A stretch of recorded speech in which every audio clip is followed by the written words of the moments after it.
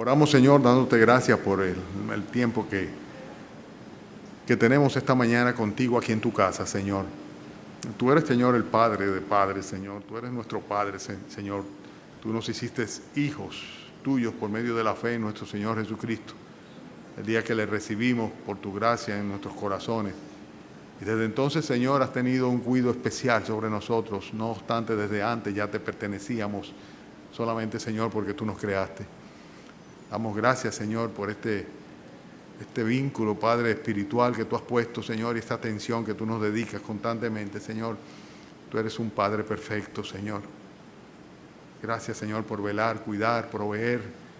Gracias, Señor, por proyectar, Señor, para nosotros, Padre. Gracias, Señor, porque nos tienes un lugar en tu casa, Señor, junto contigo por una eternidad. Gracias, Padre, por los que están aquí y que también tú has asignado la responsabilidad de ser padres, Señor.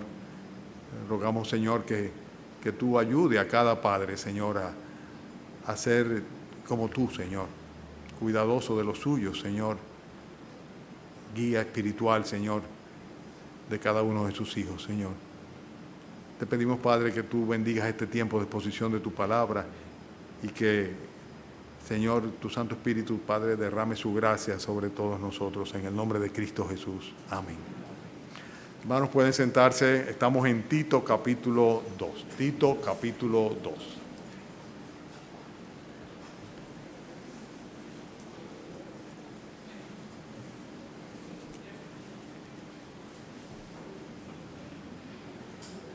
Carlos, exhortas a los que están afuera de que entren.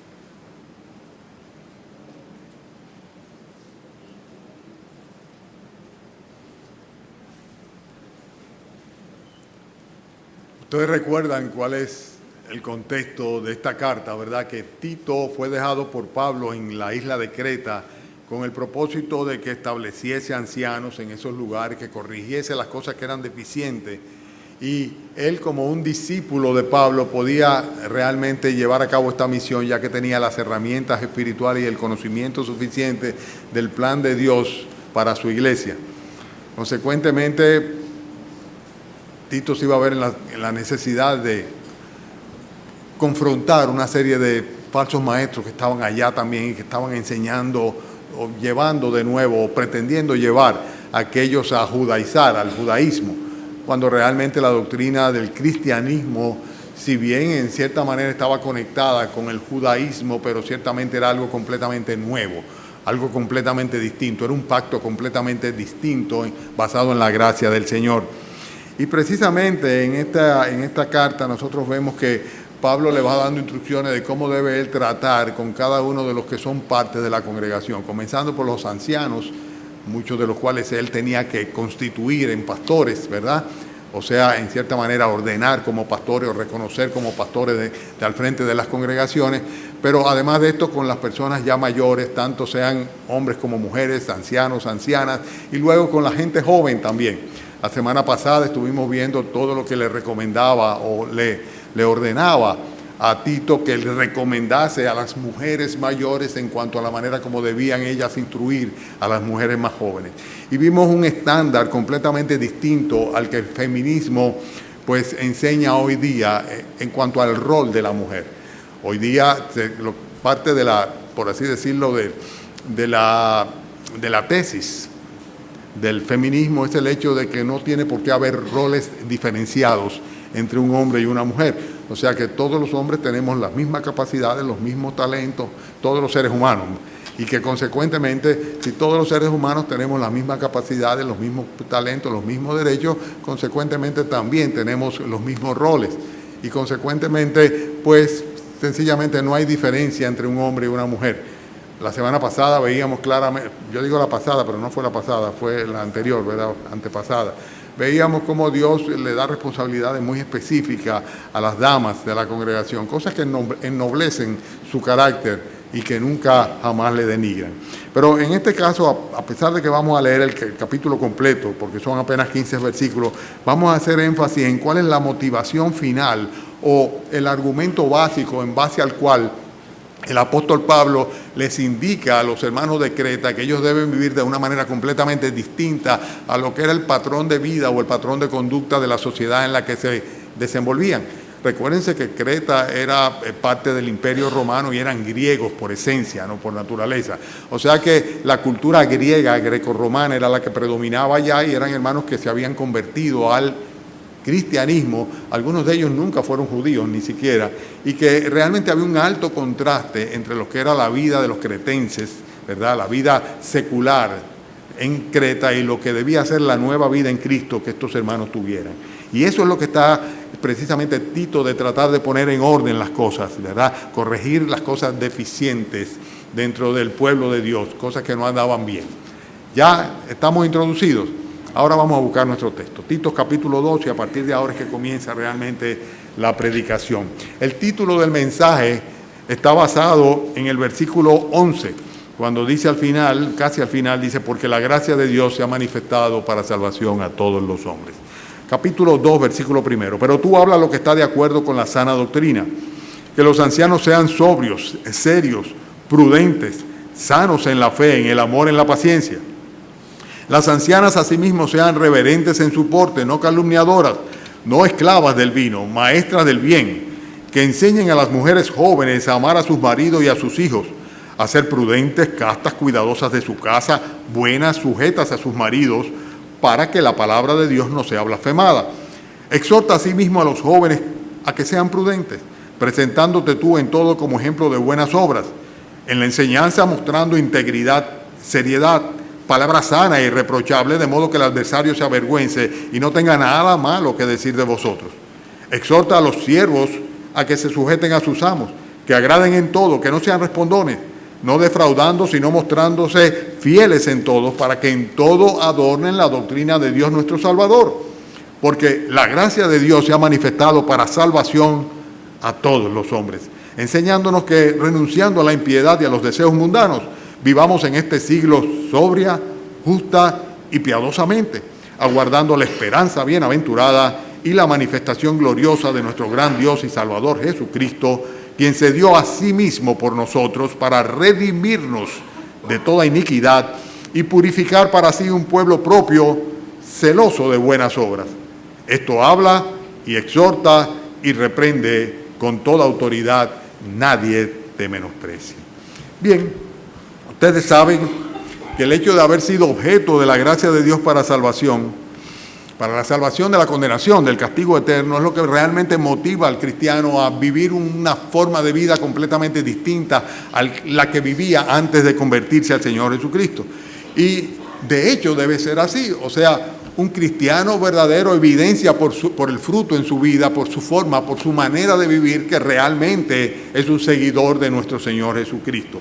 Pablo le está escribiendo a Tito y le da 5 propósitos motivados por la gracia salvífica. O sea, por el hecho de que el Señor nos salvó, hay 5 propósitos que tú debes enseñarle a la iglesia en Creta que deben tener ellos, para de esta manera, argumentándole, pues ellos supieran de qué manera debían de vivir y de qué manera debían de comportarse. Vuelvo y repito, porque esta es la introducción, ¿ok?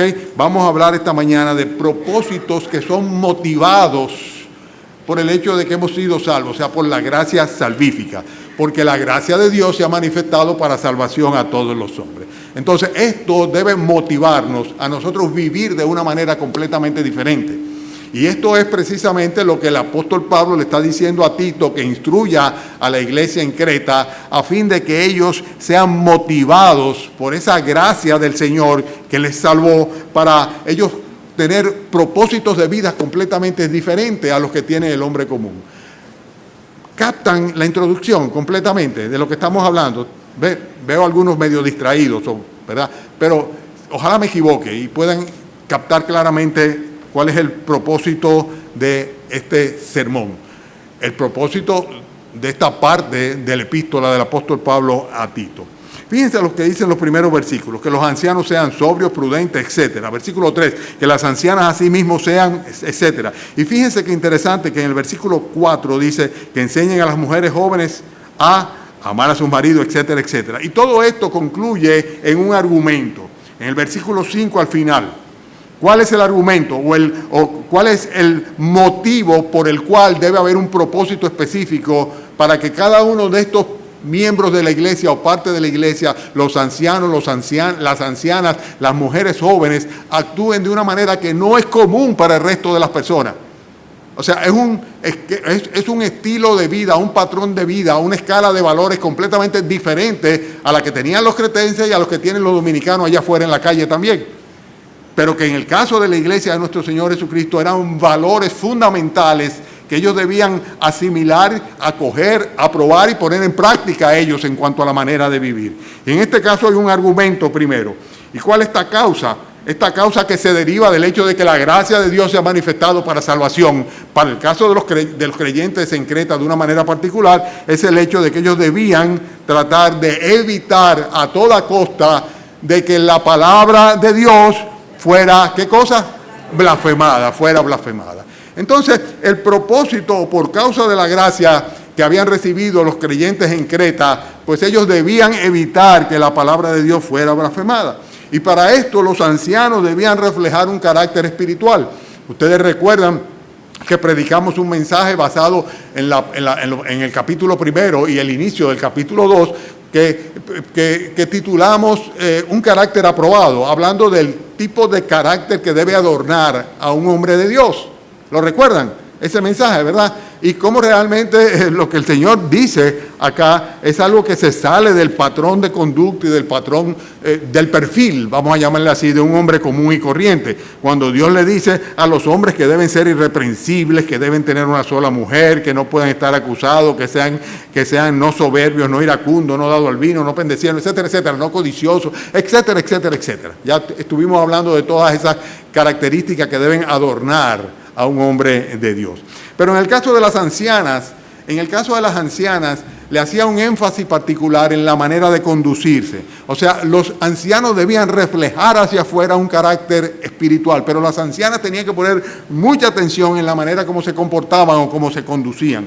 Por eso fíjense que en el versículo 3 lo enfatiza claramente, cuando dice, las ancianas asimismo sean, entonces dice, reverentes en su porte. Están siguiendo el texto, ¿verdad? Versículo, no calumniadoras, no esclavas del vino, todo ese tipo de cosas, poniendo un énfasis muy particular en el hecho de que ellas debían ser las maestras de las mujeres más jóvenes. Las mujeres maduras en la fe debían ser las maestras de las mujeres más jóvenes.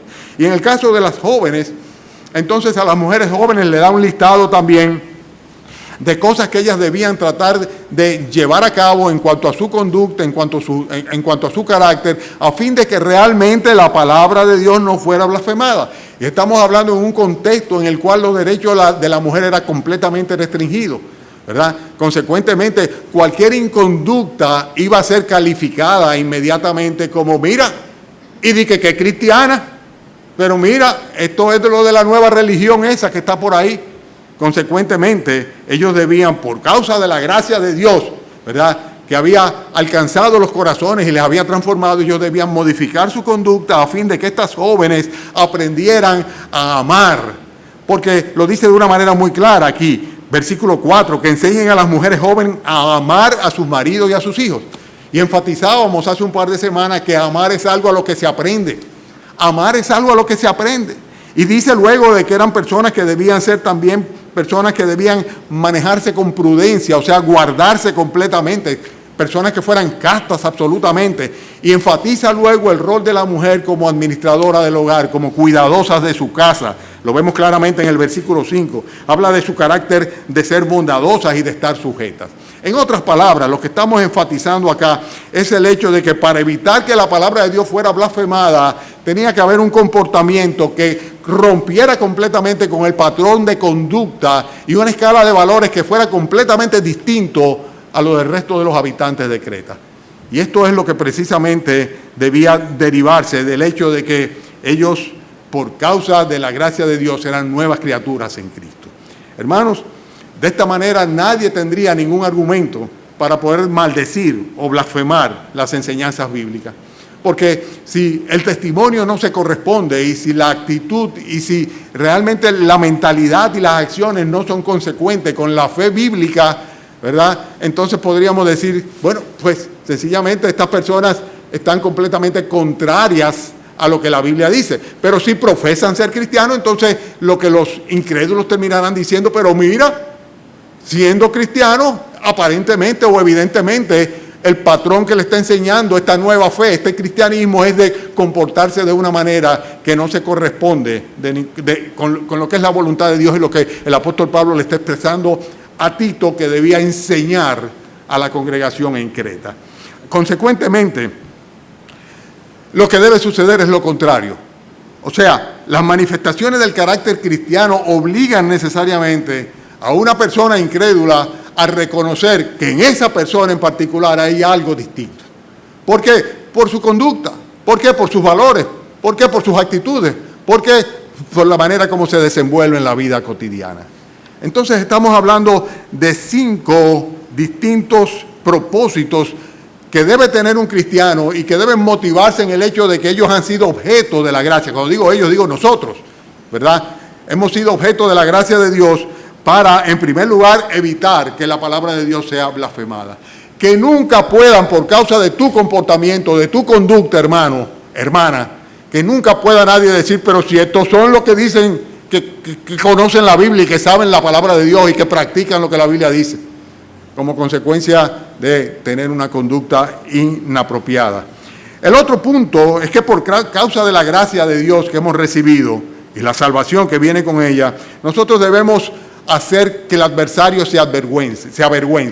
Y es interesante que le dice esto precisamente a los jóvenes, cuando en el versículo 6 dice, exhorta a sí mismo a los jóvenes a que sean prudentes, presentándote tú como ejemplo de buenas obras y enseñando y mostrando integridad y seriedad, palabra sana y irreprochable. ¿Y qué dice luego? Dice, de modo que, o para qué. Fíjense dónde están los énfasis. Traten de seguirme. En el versículo 5, después de dar una serie de recomendaciones, dice, para que la palabra de Dios no sea blasfemada. Y ahora luego, en el versículo 8, luego de dar recomendaciones a los hombres jóvenes, le dice, para que, o de modo que el adversario se avergüence y no tenga nada malo que decir de vosotros. Por causa de la gracia del Señor, nosotros debemos hacer que el adversario o los adversarios se avergüencen ciertamente y que no tengan nada malo que decir de nosotros. Tito debía dejar que las mujeres mayores fuesen las que enseñaran a las más jóvenes, y así se lo dice claramente. Pero sin embargo, él debía ser él mismo un ejemplo a imitar por parte de los jóvenes de la congregación en su conducta. Su conducta debía ser un modelo, por así decirlo, y el hecho es que tanto la exhortación como el ejemplo y la enseñanza en sí mismo, o sea, la predicación, debían ser las herramientas que Tito utilizara para poder edificar en la fe a los jóvenes, a toda la congregación, pero en particularmente a los más jóvenes. ¿Por qué? Porque él era un joven a su vez, y él como hombre joven debía ser un modelo y predicar más con el ejemplo, con su estilo de vida, con su forma de vivir o de practicar la fe, que con lo que sus palabras dijeran. No obstante, el apóstol Pablo le está exhortando a que enseñe, sí, pero que enseñe con el ejemplo, que enseñe sobre todo con el ejemplo. Por eso fíjense que le hace referencia a que debían estos jóvenes ser prudentes, versículo 6. Exhorta a sí mismo a los jóvenes a que sean prudentes. Bien, ¿qué es ser prudente? Ser prudente es lo mismo que le reclama a los ancianos, es lo mismo que le reclama a las mujeres, a las ancianas, a las mujeres jóvenes y ahora a los jóvenes también. En el versículo 2 habla de los ancianos, en capítulo 2, versículo 1, los ancianos sean sobrios, sean prudentes, ¿verdad? Y luego vemos también en cuanto a las mujeres, versículo 5, dice de nuevo, que deben enseñar a las mujeres jóvenes a amar a su marido, a sus hijos, a ser prudentes. Y entonces a los jóvenes, versículo 6 dice, exhorta a sí mismo a los jóvenes que sean prudentes. Cuando se habla de prudencia, ¿de qué estamos hablando? Lo hemos dicho ya antes, se está hablando de ser personas sobrias, de ser personas sensatas en su manera de juzgar, en su manera de actuar, de ser personas que tengan autocontrol o dominio propio, que sean personas discretas, personas reflexivas, personas que antes de decir o hablar o actuar piensen primero. Esto es ser prudente realmente, personas que saben esperar el momento oportuno para las cosas.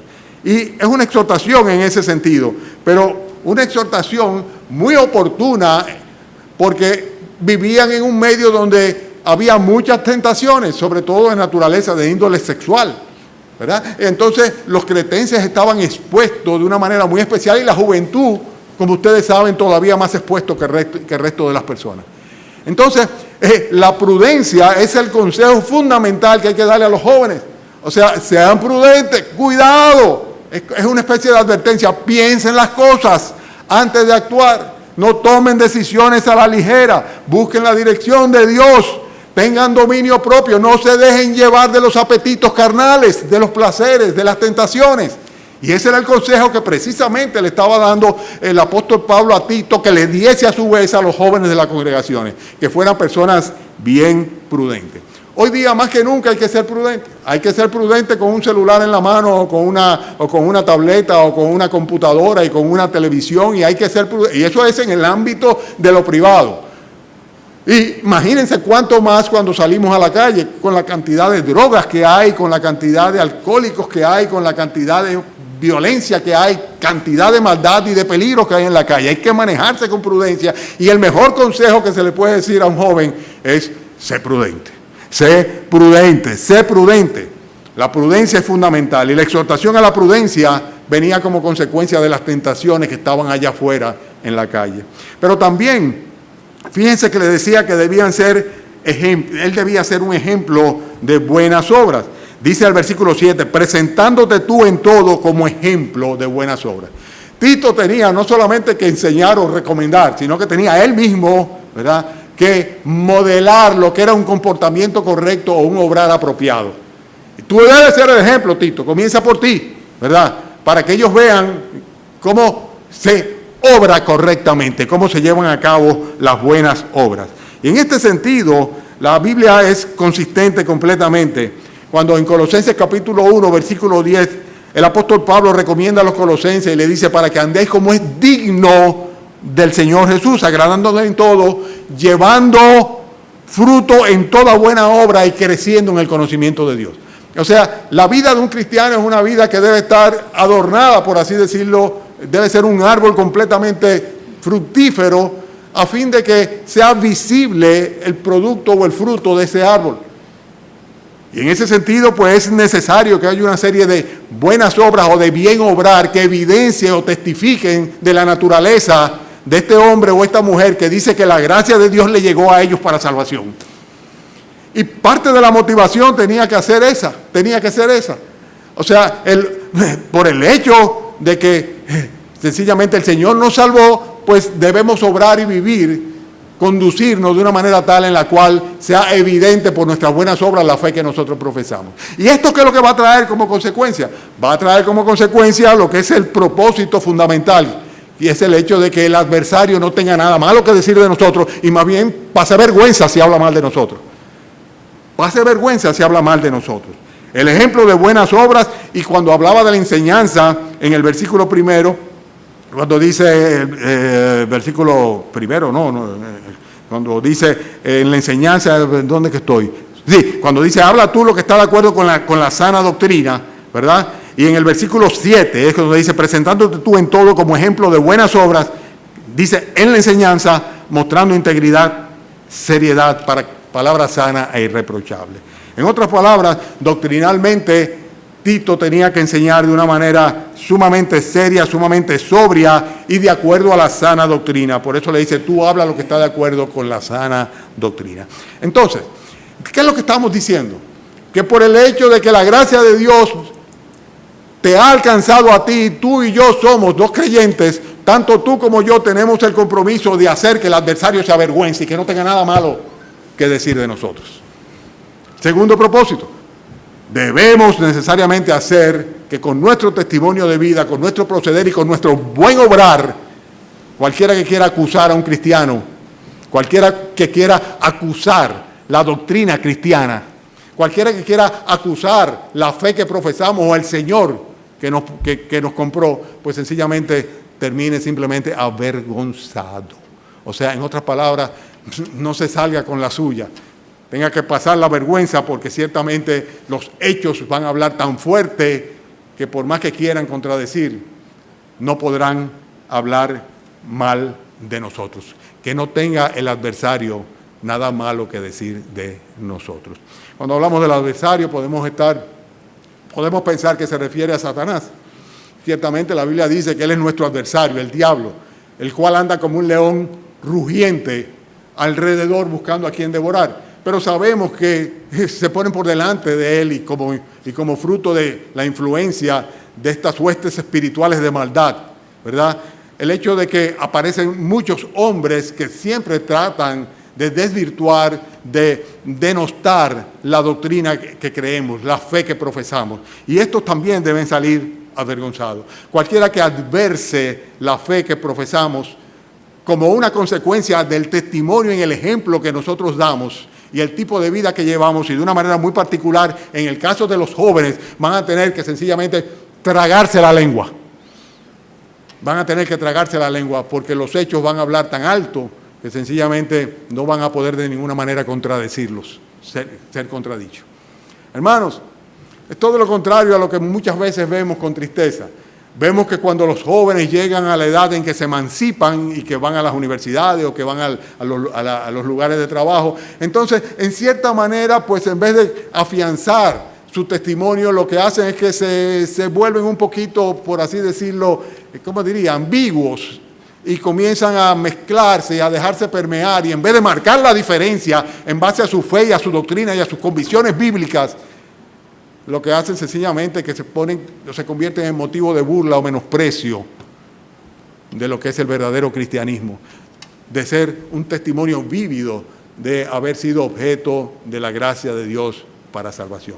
Por causa de la gracia, los hermanos, en primer lugar, debían evitar que la palabra de Dios fuese blasfemada. Y por causa de la gracia de Dios, también debían hacer los jóvenes que el adversario se avergüence. Que el que trate de adversarnos en el testimonio de vida de ellos puedan decir, no. Vive lo que predica, predica lo que cree y cree lo que la Biblia dice. Y eso es un testimonio que avergüenza a cualquier opositor o adversario. Por causa de la gracia. Estamos hablando de propósitos motivados por la gracia. Fíjense que de nuevo hay un para qué o un motivo para qué. Versículo 9. Siguen. Exhorta a los siervos, en este caso habla, ya cubrimos a los ancianos, las ancianas, las mujeres jóvenes, los hombres jóvenes, y ahora está hablando pura y simplemente de personas que están bajo esclavitud o bajo el servicio de otras personas. Ahora está hablando de su condición social, no de su condición humana, ¿verdad? Entonces, dice, exhorta a los siervos que se sujeten a sus amos, que agraden en todo, que no sean respondones, no defraudando, sino mostrándose fieles. ¿Qué es lo contrario a defraudar? Ser fiel. ¿Ok? Con todo lo que implica. Fieles en todo. ¿Y qué dice? ¿Por qué o para qué? ¿Para qué? Para que en todo adornen la doctrina de Dios nuestro Salvador. Por causa del hecho de que la gracia de Dios nos ha alcanzado para salvación, nosotros los cristianos tenemos y debemos adornar la doctrina de Dios. ¿Cómo, pastor? Sí, eso es lo que dice, no dice otra cosa. Dice, para que en todo adornen la doctrina de Dios nuestro Salvador. En este caso estamos hablando de esclavos, de personas que no tenían ningún tipo de derecho civil, personas que no tenían ningún tipo de derecho social o lo que fuera, o sea, simplemente eran personas que sus vidas estaban a la disposición de sus amos. Y dice en este caso que la actitud y el comportamiento hacia sus patronos debía constituirse en un sermón viviente, en un sermón evangelístico viviente para aquellos amos inconversos. La Biblia enseña un caso, ¿se recuerdan de la sierva de Naamán? ¿Verdad? La sierva de Naamán, el general sirio, ¿verdad? Que era una sierva judía que tenía y fue quien le testificó, ¿verdad? De su fe y del profeta al cual debía acudir si quería realmente resolver su problema de salud.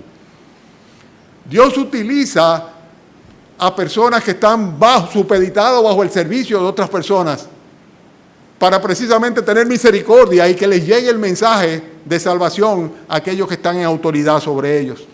Y el hecho de tú estar en supeditación de ninguna manera es, por así decirlo, una desventaja a la hora de que tu testimonio de vida se convierte en un sermón en sí mismo.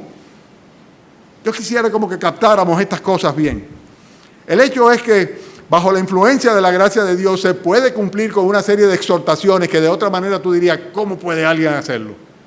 Por ejemplo, dice, criados, estad sujetos con todo respeto a vuestros amos, no solamente a los buenos y afables, sino también a los difíciles de soportar. Porque esto merece aprobación si alguno a causa de la conciencia delante de Dios sufre molestias padeciendo injustamente. Primera de Pedro capítulo 2 versículos 18 y 19. Sí, bajo la influencia de la gracia de Dios. Si tú has sido objeto de la gracia de Dios, en vez de verte a ti mismo como víctima, te vas a ver como un emisario, un mensajero. Y tu accionar va a ser una consecuencia sencillamente de tu fe, no de la circunstancia bajo la cual tú estás supeditado. Y eso hace una gran diferencia, es una perspectiva completamente distinta. Siervos, obedeced a vuestros amos terrenales con temor y temblor, con sencillez de vuestro corazón como a Cristo. No sirviendo al ojo como los que quieren agradar a los hombres, sino como siervos de Cristo de corazón, haciendo la voluntad de Dios. Sirviendo de buena voluntad como al Señor y no a los hombres, sabiendo que el bien que cada uno hiciere, éste recibirá del Señor, sea siervo o sea libre. Efesios capítulo 6, versículos 5 al 8. En otras palabras, ten la perspectiva de que lo que tú hagas por aquel que es tu jefe o tu jefa, sencillamente tú lo estás haciendo por causa del Señor Jesucristo. Y tu testimonio tiene que ser coherente con la fe que tú profesas y consecuentemente sírvele como si tú estuvieras sirviéndole a Dios. Que Dios va a utilizar eso sin lugar a duda. Y de todas maneras la recompensa final va a venir de Dios. ¿Qué motivación mayor que esta? Siervos, obedecer en todo vuestros amos terrenales, no sirviendo al ojo como los que quieren agradar a los hombres, sino con corazón sincero, temiendo a Dios. Y todo lo que hagáis, hacedlo de corazón como para el Señor y no para los hombres, sabiendo que del Señor recibiréis la recompensa de la herencia, porque a Cristo el Señor servís. Colosenses capítulo 2, versículo 22 al 24. Y todos los que están bajo el yugo de esclavitud, tengan a sus amos por dignos de doble honor, para que no sea blasfemado el nombre de Dios y la doctrina. Fíjense qué perspectiva tan diferente, ¿no? O sea, que para que no sea blasfemado, por el contrario, adornada la doctrina de Dios. Dice, actúen de una manera tal en que sus amos se vean atraídos hacia la fe que ustedes profesan y que su comportamiento sea tal que glorifique a Dios a un punto tal de que realmente ellos pues digan definitivamente el Dios de esa persona, el Dios de ese trabajador, el Dios de ese empleado, el Dios de ese esclavo, de ese siervo, realmente es un Dios grande. Para que en todo adornen la doctrina de Dios. ¿Ya se cansaron? ¿No se han cansado? Seguro. Hay caritas que dicen como caramba. Entonces si nada más llevamos 25 minutos. Llevamos más, Pepe. Mira quién habla, mira quién habla. El que hay que decirle ya termina la clase, que viene la hora del servicio. Ay, Pepe, ay, Pepe. Bueno, en fin, estamos por el punto 3 y son 5. Los próximos 2 los vamos a ver en breve tiempo. Estamos diciendo que por causa de la gracia de Dios que se ha manifestado a todos los hombres y que se ha hecho efectiva en la vida de los creyentes, nosotros debemos evitar que la palabra de Dios sea blasfemada. Debemos hacer que el adversario se meta la boquita, la lengüita para adentro y sencillamente se avergüence. Debemos hacer que la doctrina del Señor Jesucristo, la cual profesamos, sea, por así decirlo, adornada, que adornemos la doctrina de nuestro Señor Jesucristo con nuestra conducta. Y después, el versículo 11 pone un énfasis muy particular que debe ser una preocupación constante en la vida de todo creyente, y yo espero que en la tuya lo sea como lo es en la mía también. Versículo 11, porque la gracia de Dios se ha manifestado para salvación a todos los hombres, enseñándonos que dice, versículo 12, renunciando a la impiedad y a los deseos mundanos, vivamos en este siglo sobria, justa y piadosamente. Definitivamente, si la gracia de Dios nos ha alcanzado, nosotros debemos vivir en este tiempo, en este siglo, en este mundo, en este cosmos, en esta época, ¿verdad? De manera tal en que, digamos, no me interesa, eso es de impíos, renunciar a la impiedad y renunciar también a los deseos o los apetitos del mundo.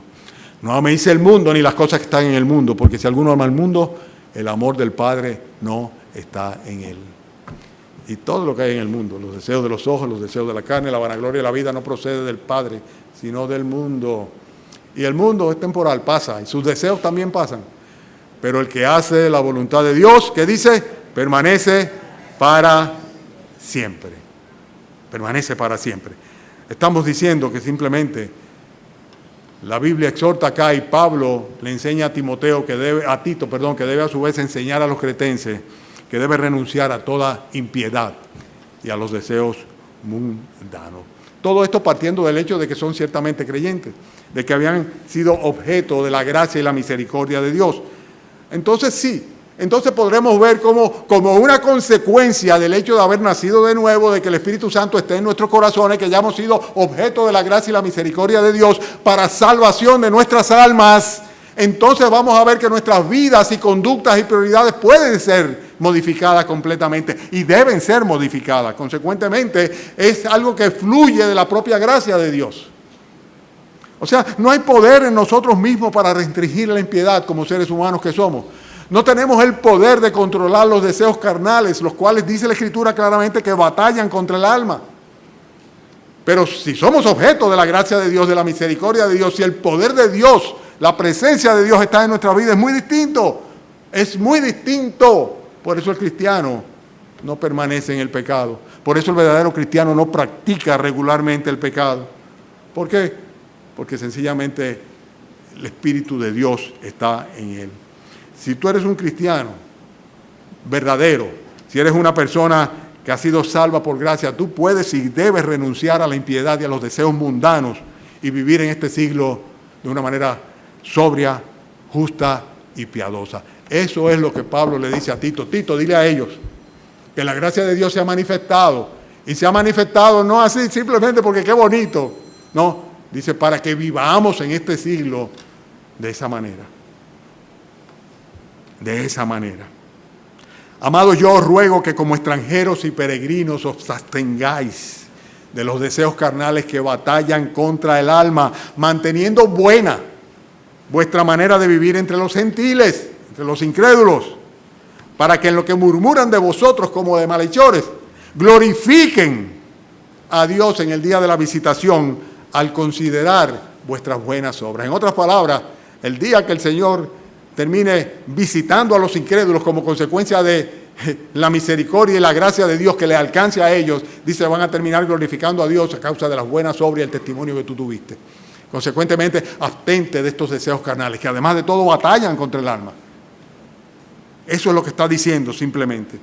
De ahí la exhortación de andad en el Espíritu y no satisfagáis los deseos de la carne, porque los deseos de la carne es contra el Espíritu, los deseos del Espíritu es contra la carne, y estos dos se confrontan entre sí para que no hagáis lo que quisierais si sois creyentes, si la gracia de Dios te ha alcanzado para salvación. En otras palabras, lo que estamos enfatizando acá es que no hay un poder en nosotros mismos, todo lo contrario, lo que hay es una tendencia hacia el pecado. Lo que hay una tendencia hacia la impiedad, a la prevalencia de la impiedad de nuestras vidas, a la satisfacción de los deseos carnales, de los apetitos pura y simplemente. Pero sin embargo nosotros debemos tomar una actitud en la cual nosotros decimos, no voy a vivir la vida de los impíos. No voy a vivir sencillamente dejándome llevar de los apetitos o de los deseos mundanos. Porque por la gracia de Dios y en el poder de Dios, ciertamente puedo desechar aquellos con el propósito de que sencillamente Dios sea exaltado y mi vida se convierta en un testimonio de la gracia de Dios. Propósitos motivados por la gracia salvífica. Tenemos 4 que hemos visto. En primer lugar, por causa de la gracia del Señor debemos evitar que la palabra de Dios sea blasfemada. En segundo lugar, debemos hacer que el adversario se avergüence. En tercer lugar, debemos adornar la doctrina de Dios, versículo 10. Y en cuarto lugar, debemos renunciar a la impiedad y a los deseos mundanos, versículo 12. El último de ellos es precioso, versículo 13. Aguardando la esperanza bienaventurada y la manifestación gloriosa de nuestro gran Dios y Salvador Jesucristo, quien se dio a sí mismo por nosotros para redimirnos de toda iniquidad y purificar para sí un pueblo propio, celoso de buenas obras. Por causa de la gracia del Señor, si somos creyentes, si hemos recibido el favor de Dios, si hemos sido redimidos por su gracia, entonces sencillamente debemos vivir cada día a la expectativa del retorno de nuestro Señor Jesucristo. O sea, debemos vivir cada día de nuestras vidas como si el Señor fuera a venir ese día, hoy o mañana. Si realmente somos cristianos, si realmente la gracia de Dios se ha manifestado para salvación en nosotros y por nosotros. Y lo dice muy claramente. Habla de Él, de nuestro gran Dios y Salvador, la manifestación de nuestro gran Dios y Salvador Jesucristo. ¿Y qué dice en versículo 14? Que en primer lugar, nuestras vidas deben honrar a aquel que se ofreció en sacrificio voluntario. Dice, se dio a sí mismo por nosotros. Óyeme, dice la Biblia que ahí es donde Dios muestra su amor para con nosotros, en que aún siendo nosotros pecadores, Cristo murió por nosotros. Y que cualquiera se entregaría por un justo, por alguien bueno. Pero nosotros no, nosotros de bueno y de justo no tenemos nada, somos simples pecadores. Pero Cristo murió por nosotros. De tal manera nos amó Dios que entregó a su Hijo unigénito. Hermanos, la primera cosa es que nuestras vidas deben honrar a Jesucristo por el hecho de que Él se dio. Él nos amó primero y Él se entregó para que nosotros pudiéramos ser salvos. En segundo lugar, lo dice ahí, que pagó por nuestras transgresiones. Fíjense qué expresión tan bíblica y tan hermosa. Dice, a quien se dio a sí mismo por nosotros, ¿para qué dice? Para redimirnos, la redención. En otras palabras, Él pagó por tus transgresiones y por la mía. O sea, no tenemos cuenta pendiente con Dios. ¿Por qué? Porque Cristo pagó por mí. Cuando murió en la cruz del Calvario, Él saldó mi cuenta completamente. El acta de los decretos que nos condenaba las clavó en la cruz. Y consecuentemente no tengo deuda pendiente porque Cristo sencillamente la saldó. Pero no solamente eso, dice que para redimirnos de toda iniquidad. Y cuando habla de redimir de toda iniquidad, está hablando de redimir del poder que tiene el pecado en el ser humano normal.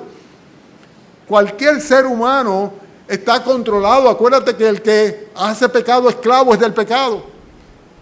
Y por la misericordia del Señor hemos sido librados, libertados del poder del pecado y debemos venir a ser siervos o esclavos de nuestro Señor Jesucristo. Pero ciertamente el hecho de que el Señor Jesucristo nos libra del poder del pecado nos permite vivir una vida en la cual nosotros podamos estar día a día expectantes de la venida del Señor.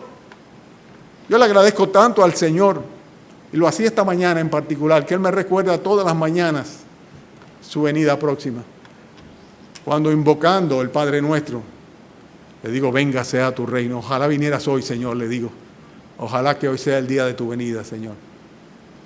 Porque mejor es un día en los atrios del templo del Señor, de la gloria del Señor, que 1000 fuera de ellos. Entonces, ciertamente debemos vivir a la expectativa del retorno de nuestro Señor Jesucristo con una vida que honre a aquel que se ofreció en sacrificio voluntario, aquel que pagó por nuestras transgresiones, aquel que nos libra del poder del pecado. El pecado no se enseñorea de nosotros, dice la Biblia. ¿Por qué? Porque estamos bajo la gracia, porque estamos bajo la gracia del Señor, porque la gracia de Dios se ha derramado sobre nosotros. Y además de esto, no solamente nos limpia del pecado, sino que nos hace parte de su pueblo. Dice, y purificar, versículo 14 final, y purificar para sí un pueblo propio, su pueblo, de Él, su pueblo, que no por ser seres humanos somos parte de la familia de Dios. Nos introduce dentro de su pueblo cuando por la fe recibimos a Cristo como nuestro Salvador y nos da la potestad de ser hechos hijos de Dios y parte de su pueblo, de su nación, el Israel espiritual.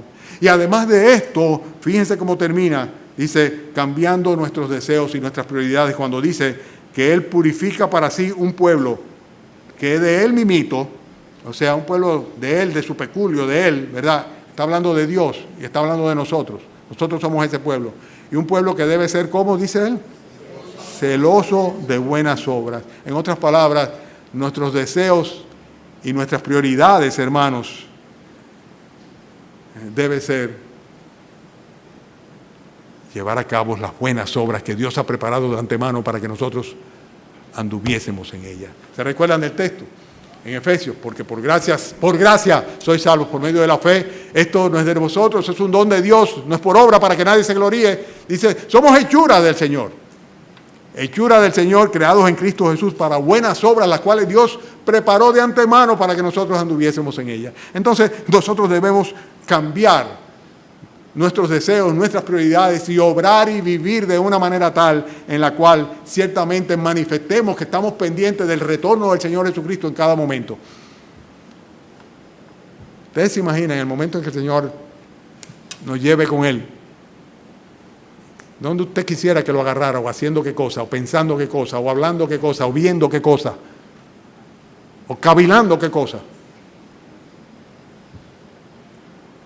Buenas obras. Buenas obras. Así quisiera yo que me agarrara por lo menos, porque si no, qué vergüenza. Qué vergüenza, después de haber sido yo, igual que tú, objeto de la gracia y de la misericordia del Señor. La única manera como podemos renunciar a la impiedad y a los deseos mundanos es habiendo recibido la gracia de Dios. Es como para ser salvo, la única manera de poder ir al cielo es habiendo sido objeto de la gracia de Dios. No hay otra manera. Pero la gracia de Dios se ha manifestado a todos los hombres, para salvación a todos los hombres.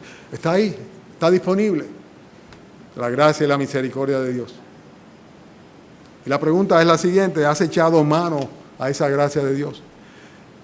¿Estás completamente seguro, segura de que Dios te salvó, de que la gracia de Dios llegó a tu vida y a tu corazón?